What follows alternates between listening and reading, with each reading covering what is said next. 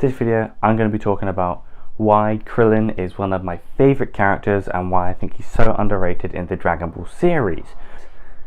So, with his character, he and all the tournaments you see in the Dragon Ball series, anime and manga, every single tournament there is where him and Goku have fought, or him and other people have fought, he has always shown great levels of skill and strength and speed, which were just sort of unheard of for humans at the time.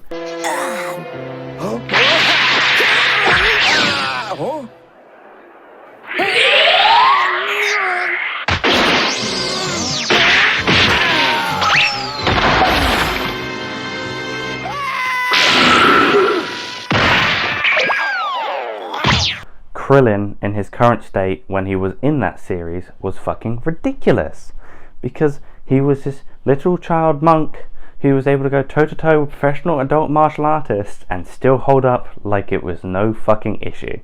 He was nuts. But Goku, although was always able to outpace him and get stronger than him, I still think Krillin was fucking awesome there. Now, I know there wasn't anyone like Frieza or Cell or anything to do these comparisons with. We'll just have the other martial artists. So let's go with, what's his name again? It's been quite a while since I've watched the Dragon Ball series, so I might get some names wrong just to say. I believe he fought Roshi when he was in his other uniform. I can't remember what he calls it. I think it was like Chuck Lee or something. I'm sorry, I'll have it on screen. I can't remember his name, which isn't good. I'll show you a clip of the fight in a second. But what Roshi would do is, in these tournaments he would enter under an alias and a disguise, and he would fight Goku and Krillin, and he would see where they're fighting, how they're fighting, where their strengths are, their weaknesses, and teach them discipline while he's at it. So when in that fight, they had to slow it down and break it down for the fucking audience, because they were moving at such speed and with such strength that they physically couldn't understand the fucking movements or what was happening in front of them. That's how strong Krillin was as just a child and a teenager. That is ridiculous. That's when Krillin countered with his own attack. I see. Then I attempted a kick. But I saw the kick coming, so I dodged. Then I countered by going for his face with a punch. Just like this one. Yuck, he spit at me. I was so surprised that I pulled my punch back. While he was busy dodging my spit, I came at him with a hard left, like this. Then he countered my spit by blowing his nose at me. But people back then loved Krillin. Krillin was a great character for plot, for comedy, as a good rival and companion of Goku in strength, and it gave a lot of love towards Krillin. But what ended up happening with Z Saga Krillin, or Z Series Krillin, I guess, was that when the aliens started coming and Goku stopped being on the human type level, I guess you could say, and he went from being, you know, here, this is Goku, this is Krillin. Goku got Super Saiyan, and now he's up there. And because of that gap that's like this big between Goku and Krillin, that different scale in power was enough to push the attention away from Goku and Krillin's companionship and like rivals as martial artists, more towards Goku's power scaling and how strong he can get via transformation. And transformations are one of my least favorite things about the show. I absolutely adore them for how cool they look. I even got a Broly movie figurine of him turning fucking Super Saiyan, I believe. Is it Super Saiyan?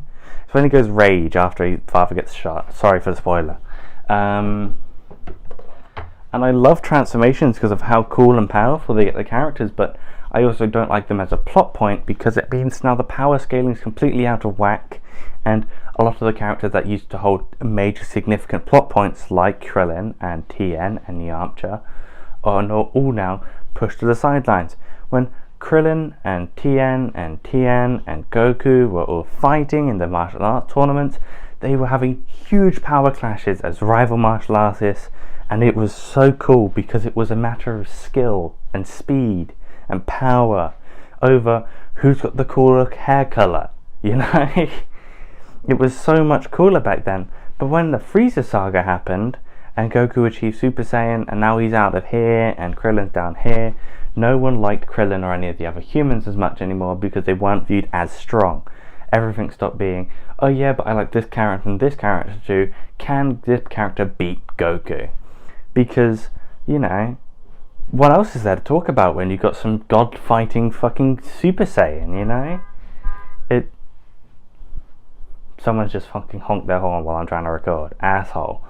But yeah, Krillin in multiple occasions through Z has shown he is powerful as well. He's not just, you know, a weakling. When the Ginyu Force were attacking on Namek, he was able to beat up Raccoon. Although Raccoon was the weakest member of the Ginyu Force, he was still able to hold his own against Raccoon and hold off the Ginyu Force until Goku could arrive and help them out. When Cell attacked, Krillin was one of the few people that was able to fight off the Cell Juniors to an extent. I know they were getting their ass whooped, but to an extent. I believe there was a scene where there's these two humans trying to escape in a plane away from Cell. Cell was chasing them down. Krillin was able to stall Cell so that he could help those humans out and get away. Although, if he was going to go for a long sparring match against Cell, he would guarantee died. He was still able to hold his own for a short while there, enough for the humans to get away. And I believe that sequence was a dream sequence. I don't know how much that counts, but when the Saiyans attacked in the Saiyan saga, when the Sabermen were fighting everyone, who was holding his own? Krillin. Krillin was kicking the shit out of those Sabermen, you know? He was able to hold his own against all these different competitors. Yes, Goku rose above and beat them, but that was through techniques and transformation, where Krillin, with sheer power and training, was able to keep up with Goku and all these villains over the entire series, yet he wasn't given any love because Goku was able to reach that next level. You know, Cell Saga, the Saiyans reached Super Saiyan 2. What did Krillin and the rest of us had to stand at the side and watch because there was nothing they could do? You know, because now the enemies are up here, the Super Saiyans are up here, and the humans are stuck here, just under the fucking villains. It's like, But I'm just getting fucking rambly now because I'm tired. But with Super, what I did love was when they were preparing for the Universal Tournament, I believe it was. Krillin and a bunch of the other humans and stuff started preparing with training again, so that they could get ready for the tournament, so that they could live and, you know, not die. But Krillin had a sparring match against Goku on top of a skyscraper, I believe, and that sparring match was fucking awesome because it really proved the point I'm trying to make of how strong Krillin really is. Now, I will show you some of the clip of that. I won't show you the entire thing because I don't want to get fucking struck down by the gods of hell. But they were on the skyscraper, they were sparring, they were fighting, testing each other's powers out so that they could see whether they should go for power, how strong the person's really come over time.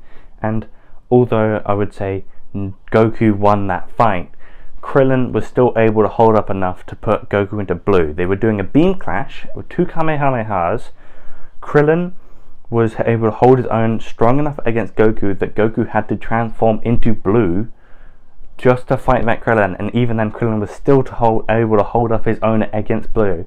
Now everyone says, oh yeah, Goku was just holding back. Goku was just holding back. Goku wasn't holding back. That's what you don't understand.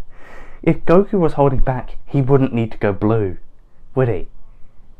He viewed Krillin as strong enough and enough of a threat in power that he had to boost his own with fucking God Ki just so he could combat Krillin, and then Krillin was still able to hold up. Yes, if the beam clash didn't stop, both of them probably would have been injured and Krillin probably would have died, purely because of the amount of power that is being outputted there. But Android 18 stepped in, stopped the clash, and the issue was resolved. Yes, Krillin was exhausted, but he was able to hold his own against Blue Goku, a character who was using God Ki. And this is another reason why I don't like the show. Well, I love the show, don't like transformations and the way they've done power scaling, is because it's no longer, hey look, we're in our base forms, we're fighting and shit, bang bang bang, all cool. It's now, look, I'm purple, haha, fuck you, I'm green, yeah, well now I'm orange, yeah, well now I'm magenta. It's like, fucking pick a colour, stick with it, punch each other, motherfuckers. Changing colours every other day. Like, we got green, rosé, we got blue, we got yellow. What else have we got? We got red. Like, at this point we can have all the primary colours. Like, might as well pop out purple by now. But yeah, that's all I've got to say really. Krillin's strong, people don't give him enough credit. There's plenty of examples where he has held his own or even won a fight against other characters and villains, and he is stronger than he much used to be when he was younger. Like Resurrection F, before I end the video, let me talk about that. Resurrection F, the fucker fought off the Frieza Force and lived. Okay? Yes, he never fought Frieza, but Frieza had trained. Frieza was significantly stronger and had achieved a new transformation. He couldn't have won that fight if he wanted to, but the fact that he was able to fight off fucking hundreds of aliens is just a point to it. Yes, he was running for most of it, but you got to remember, when it's 100 versus 1, your odds aren't in your favour, yet he still came out fucking victorious. It's ridiculous how much people put down on these characters and say, oh no, they're shit, because they can't turn Super Saiyan. Humans don't have transformations, yet they're still able to keep up with the Saiyans who do. You know? Yes, they're weaker, but they still keep up with those fuckers. No one pays enough attention to them. But yeah, I'm tired now, and my throat's sore, so I'm gonna end up losing my voice if I keep speaking. Thank you for watching. This is a topic I'm very passionate about, if you couldn't tell. Sean, fuck you. Don't actually, I don't wanna, it's kind of, yeah. Sean, what's your opinion on this topic? Now, if you don't know, obviously before I end the video, PT Sean is another YouTuber who focuses on anime and stuff as well. He has covered the entire Dragon Ball manga, I believe. Not like Z and Super, but the actual Dragon Ball, the first one.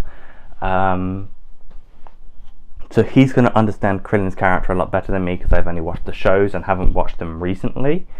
So he's going to understand the characters and the Krillin as in general much better than I will. So go watch his channel, and I'm calling you out, Sean. Make a video on this topic. I want to know what you think.